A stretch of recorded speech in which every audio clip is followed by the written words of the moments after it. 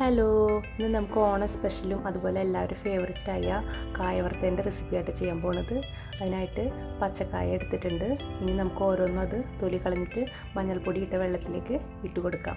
മഞ്ഞൾപ്പൊടി ഇട്ട വെള്ളത്തിലേക്ക് ഇട്ട് കൊടുക്കുമ്പോൾ അതിലത്തെ കറയൊക്കെ നന്നായി പോകും. അതിന് ശേഷം നമുക്ക് ഇതൊന്നും കൂടി വേറെ വെള്ളത്തിൽ ഒന്നുകൂടി കഴുകിയെടുക്കാം. ഇനി നമുക്ക് അത് വട്ടത്തിൽ അരിഞ്ഞിട്ട് പരത്തിയിടുമ്പോൾ നന്നായി പെട്ടെന്ന് ഫ്രൈ ചെയ്തെടുക്കാൻ പറ്റും.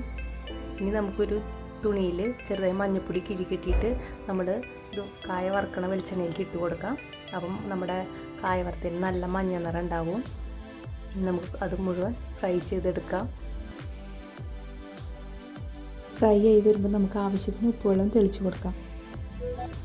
അങ്ങനെ നമ്മുടെ വളരെ ടേസ്റ്റിയും അതുപോലെ നല്ല ക്രിസ്പി ആയിട്ടുള്ള കായ വറുത്തത് റെഡി ആയിട്ടുണ്ട്.